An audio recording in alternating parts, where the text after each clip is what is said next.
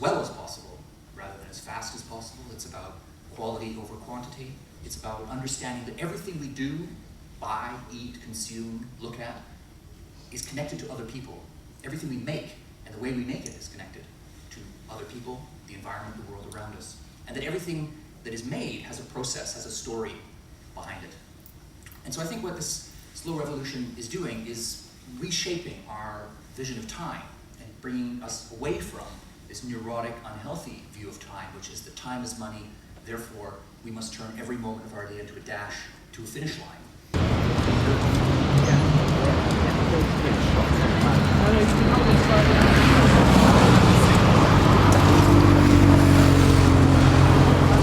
As London slows down in the next couple of weeks,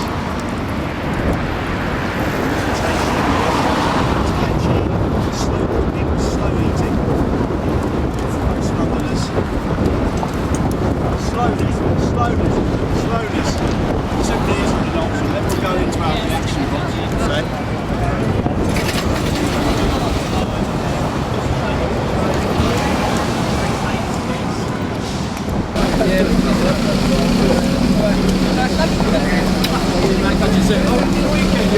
Try to slow London down over the next couple of weeks.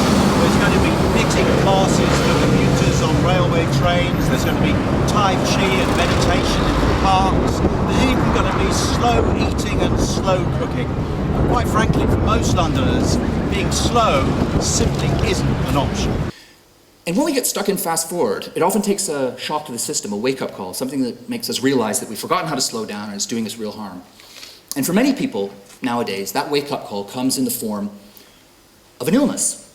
You know, one day the body just says, I can't take the pace anymore.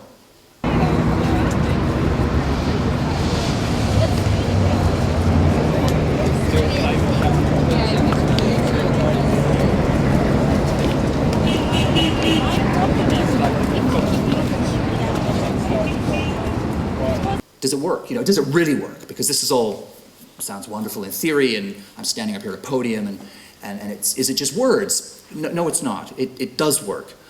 And I'm delighted to be talking in the context of slow down London, because one of the things that people assume in a knee-jerk fashion, I think, is that, especially in this country where we think of slow as being so intimately bound up with the rural idyll. You know, you've got to be living in a Constable painting in order to be slow, or in a Cornish cottage, or a bothy in the Highlands. And of course you can be slow in those places. In a lot of ways, it's easier to be slow there. But that doesn't mean that you can't be slow in a major metropolis like London. You can be, because ultimately I think slow is a state of mind. It's about how you relate to time, how you feel about time, how you choose to use your time, how you schedule yourself. Stop. Are you in a hurry? I am. I've got a meeting at 6. It's just do less. You know, just do fewer things. We are chronically trying to do too much. What is life if so full of care you have no time to stand and stare? Are you always in a hurry? Yes, Yes, why? to the speed of the city. But I mean, I think things like that aren't really surprising, are they? Because I think this is the world that we live in now, a world stuck in fast forward, obsessed with speed, with cramming more and more into less and less time. For a lot of us, every moment of the day now feels like, even away from work, it feels like a race against the clock, as the speed has become almost like a combining form. It's become our universal default option. When we try to make anything better, we speed it up. Don't we? You know, speed read, speed dial, speed walk, speed date even. And there's a gym near my house in London, here in Battersea, that now offers an evening course in speed yoga.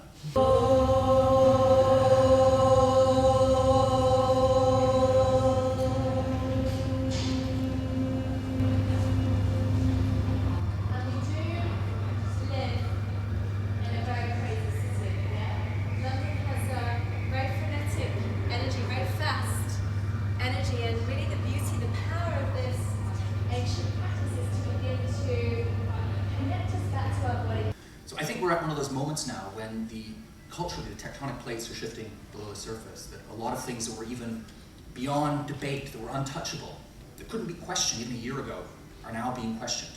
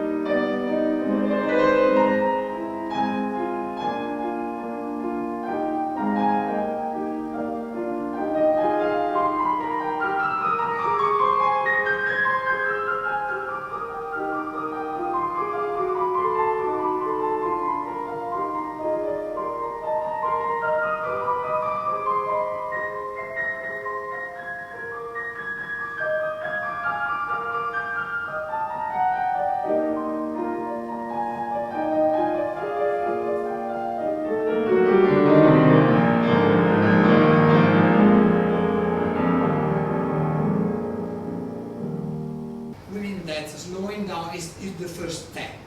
Then you can decide to go fast if you are okay with your time, with your life, not fast against slow. It's not. So it depends on you. It depends on you. Now, travel is obviously something we all have a stake in. It's something we all do. We've traveled here this evening for this event. Most of us, all of us, I thought. We travel to work. We travel to school. We travel to leisure activities. We travel to play.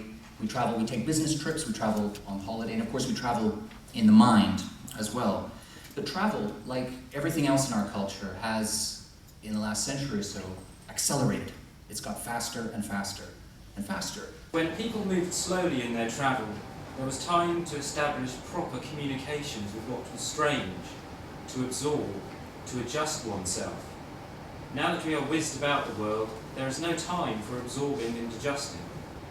Perhaps it is for this reason that the world that the traveller knows is beginning to show less and less variety.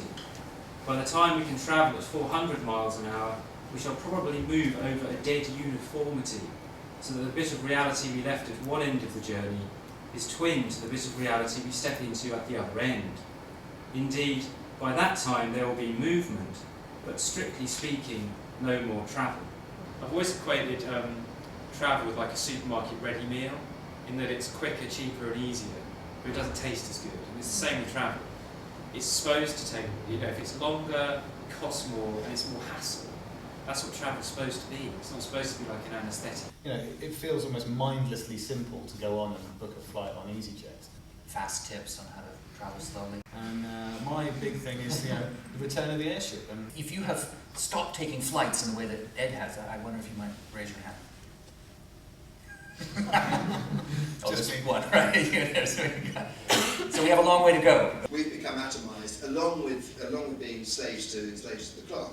We've also become, in many ways, atomised individuals. So to reconnect with, if you like, what we sometimes project as a more natural time, which is actually not that, but with maybe different choices of time, which don't lock us into the kind of work time mode. Maybe at the same time we need to be thinking about how we engage with others in experiencing time differently. Take quite deliberately time to just reflect and think. I think the change is already coming, that the change is happening, and it's coming under the rubric, under the tent of what people call the slow movement.